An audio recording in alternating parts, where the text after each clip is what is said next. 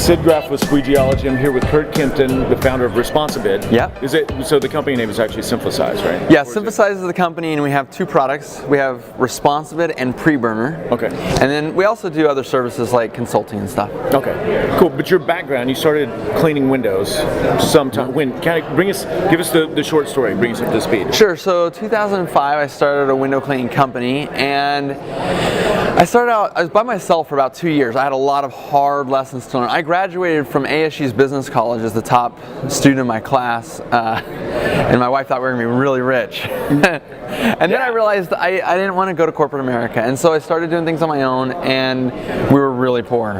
But as I started learning kind of all the pitfalls and everything of owning a business, that's when I realized I can do this a lot better.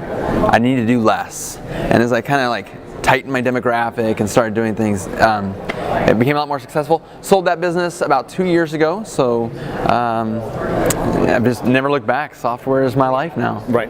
So were you interested in software and stuff beforehand? I mean, were you with ASU? Good point. Not at ASU, no. Sorry. I had my window cleaning company for probably about 5 years. No, probably about 4 years. I had built my own website and kind of learned about code, and because I really was just understanding how websites worked at that point. Yeah.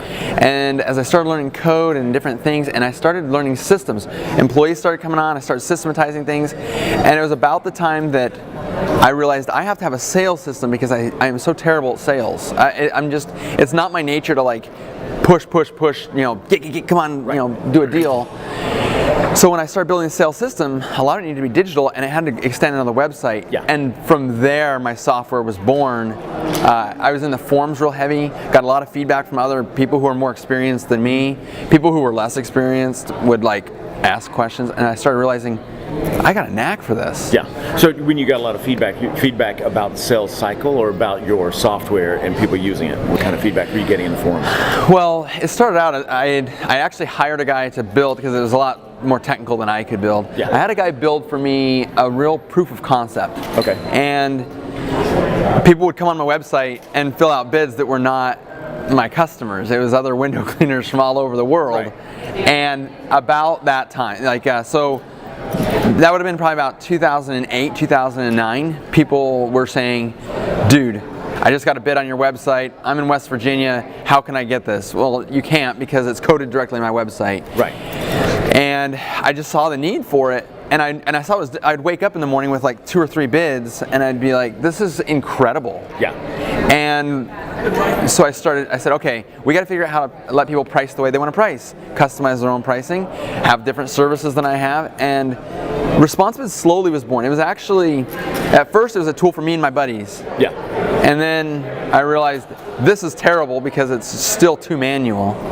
And so I said, you know what, if I'm going to build a product, the best thing is to make a foundation that can just be constantly improved. And Responsibid was truly born in 2010, first part of 2010, and it's just grown and grown since. Right.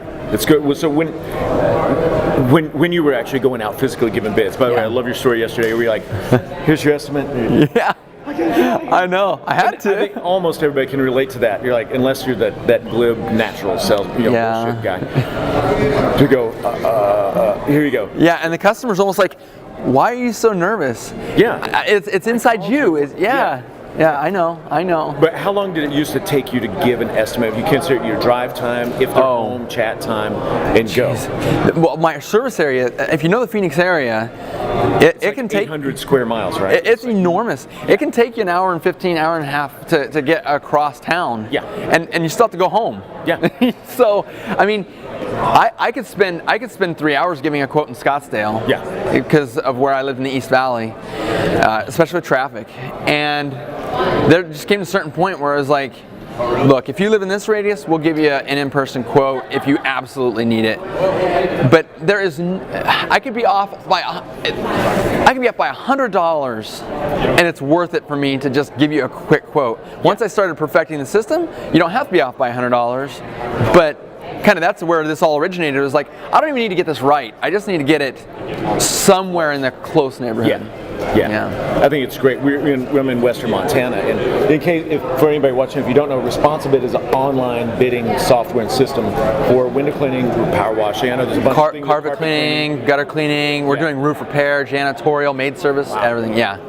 We started using it not quite a year ago, but the thing, I look at like my average time to give an estimate is 35 minutes. But if somebody outside of town, they're 40 miles away, and you got a round trip, and I'm like, just go online and do this. And we used to go outside, take a picture of your house, email us the photos, and we'll give you an estimate. It would save us hours, but people will go, that's a pain in the ass. Yeah. Just send somebody out.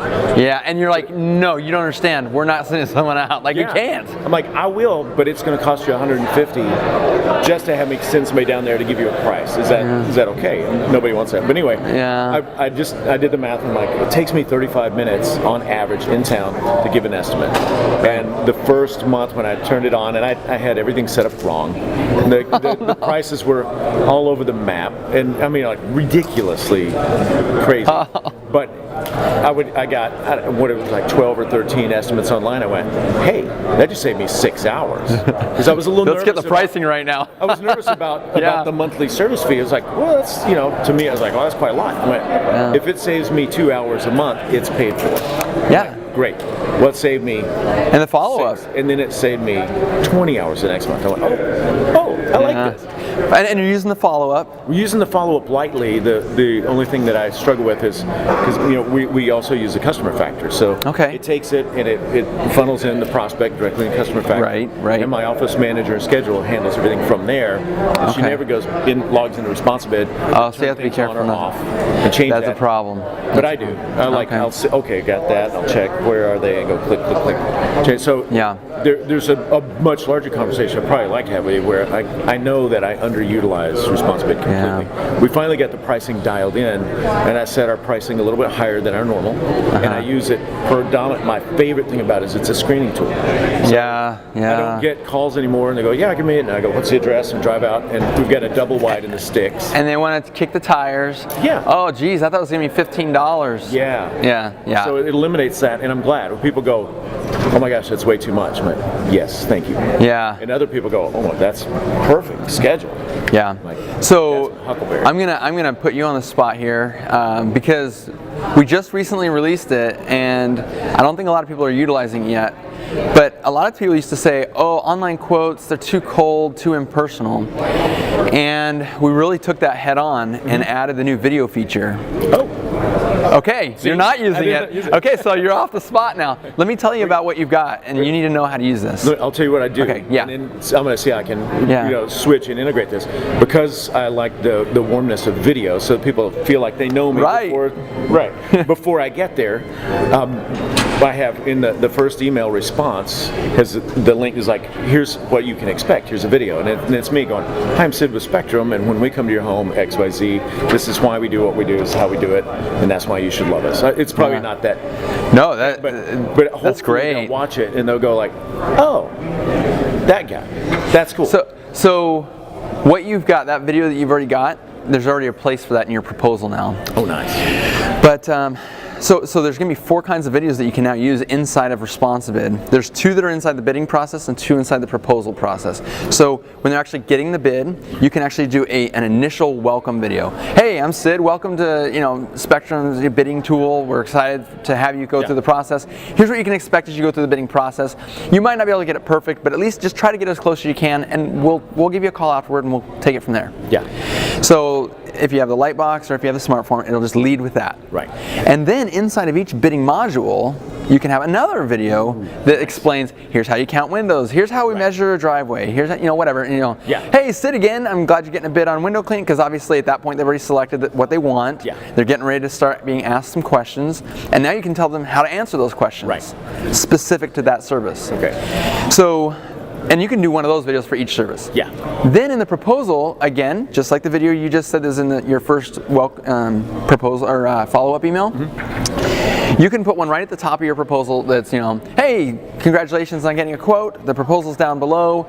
Obviously these numbers are as good as the numbers that we have on file, but at the same time, it'll give you a great idea of what's going to cost and blah, blah, blah, right? It's your opportunity to also sell why your company is better than other companies. Right. Then, so that's the first kind of video in the proposal. The second kind of video you can use is an actual sales video for your sales package. So, all right, I see you got a bid on window cleaning. Here's our good package, and basic, deluxe, and premium, for example. And in this package, it's good, but the premium package, this is the one most people go with because this, and this, it's the best value we have. And it's your opportunity to sell just like you would face-to-face. The added benefit to that is that, especially if you use video and you're really personal with your customers, this is the way for you to give your pitch to the person who originally got the bid, and then for the person who originally got the bid to share it with either, let's say it's a commercial bid, to share it with their coworkers or the other powers that be on the board. Right. When they share that proposal, guess what they're going to have right there?